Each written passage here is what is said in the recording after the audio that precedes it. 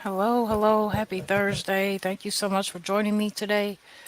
Today, I have a quick encouragement, motivation discussion for you. As you can see by the title, I want to talk about our kids coping. And when it comes to instilling coping skills into our kids, it is something that we have to, we have to want to do purposely because not only because it's our kids and because we love them, but because we want them to succeed in this world. And, this world is not getting any better. It's not as easy as it was then. The kids are smarter, but they're also weaker. So, they need help. And I feel like, whatever chance we get, we should have certain conversations with them and we should try different tactics to make sure that they're in the right mental space to handle whatever might come up against them. So when I looked up the word instill, the definition is to gradually but firmly establish in a person's mind. So we can be establishing whatever it is that we need to establish. It could be attitude, it could be coping skills, it could be uh, helping the children be a little more responsible to get on top of their homework, whatever that might be. It is um, gradually going to come about. But we also know that we have to be firm as well. So when it comes to coping, we as parents are as well trying to cope with real life as well as our kids. So we both go through things, and I just encourage you to encourage your children, especially for those who might be first time moms or dads, or you might have a lot going on and you want some uplifting. The best thing to do is to stay encouraged so that you can encourage your kids, because if you don't, then who will? There are people out there for you, and there's different ways to cope, not only from being surrounded by people. We don't want to isolate ourselves for too long or too much, but also by uh, getting down and understanding our kids, playing with them to see how they might interact and see how or what we might need to teach them. So, um, like I said, today we're going to talk about the kids' experiences of feeling bored, feeling sad, disappointed, scared, whatever emotion they might have. They deal with it differently, and they don't know how to deal with it unless we teach them, unless we direct them. But at the end of the day, we all have the same emotions. So um, if we don't know how to cope with those emotions, then we're not in the right mental space. We're not in the right space to live this life, to go on and carry out our duties, whether it be at work or at school. So if we know that as adults, then it should be an importance to give this to them as well. And like I said, in this world, kids are on the internet, and if they're not on the internet, they're watching TV or videos. And if something went off of their, whatever they're watching, something went off, and something else came on that wasn't so child friendly, how are we going to help them cope with that? How are we going to answer those questions when they come up and ask us if we are not prepared for it? If we are not coping with our own issues, then how can we help them cope? So I've noticed as well that there's a lot. The social media is also affecting our mental health, because you have people who want to go to social media to vent or to give opinions and so on and so forth. And really, we're forgetting the higher power here, God himself. God himself is who is going to give us direction and give us clarity on whatever it is, whatever issue we might be going through, not social media. So when we go and we share it with social media, then we're setting ourselves up to, to fail in a sense, because If we're not coping with things, then how can we teach our kids how to cope? They are watching us.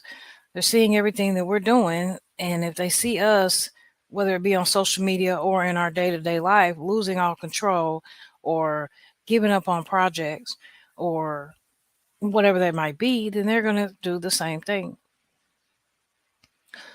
So there's always room to grow. There's always room to learn. Um, just knowing that it's not healthy if you don't know how to cope. And the most important thing to know about our kids is that they're not going to say it, whatever it might be, whatever they're feeling. And sometimes they can't, they don't know how. But um, they start acting out of character. And if we're paying attention to them, we see that. If they don't know how to deal with whatever it is that they're going through, and even if they're not little kids, they could be older kids, they could be teenagers, adults. If they don't know how to deal, then they're going to go to something that's unhealthy to help them deal. So if they're older, it might be food, it might be their video games, hanging with their friends, whatever that might be. And the same with the little ones. I have a toddler and a 12-year-old, so it goes back and forth.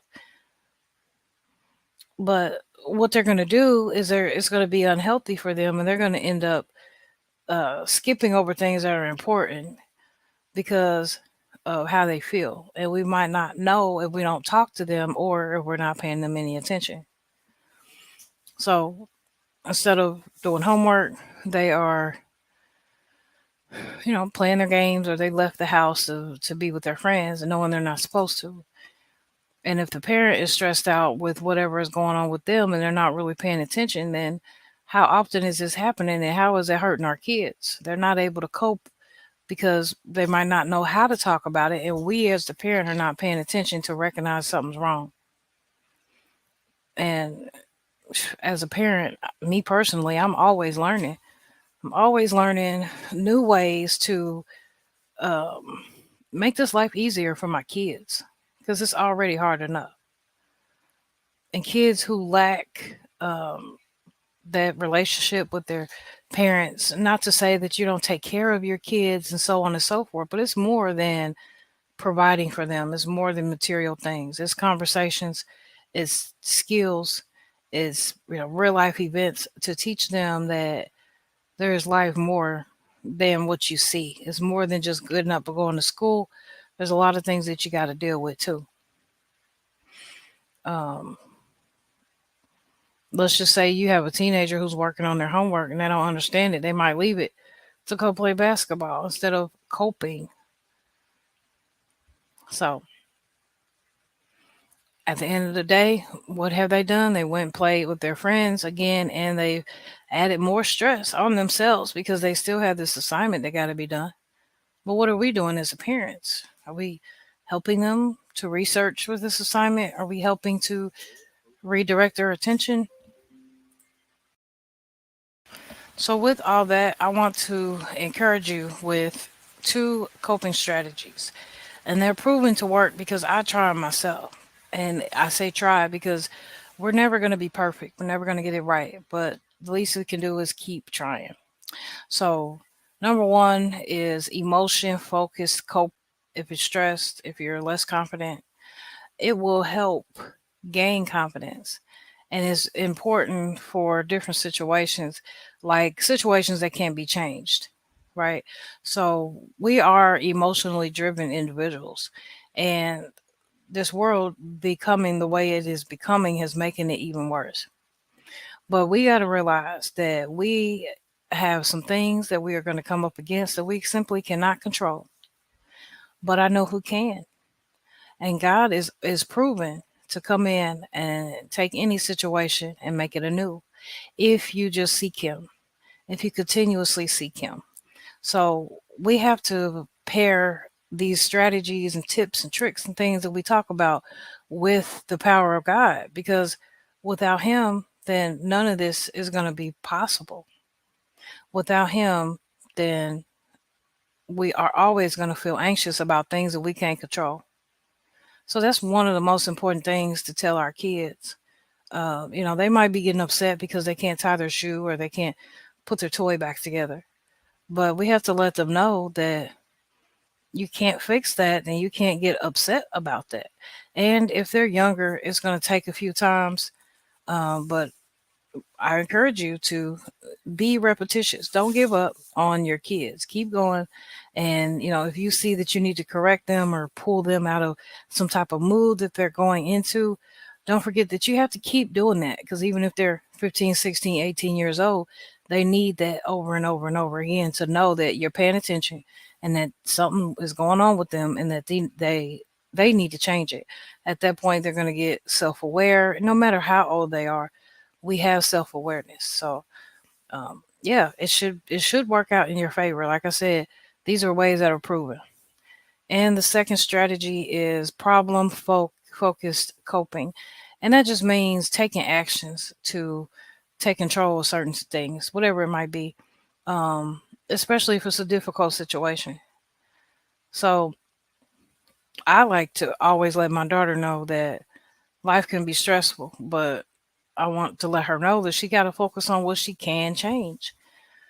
So if she knows that every time she goes to lunch break at school and she drinks the milk, she gets sick to her stomach, then she she should be, as a 12-year-old, she should be problem focused coping to know that, okay, I'm just simply not going to drink this milk. I'm just going to ask for something different.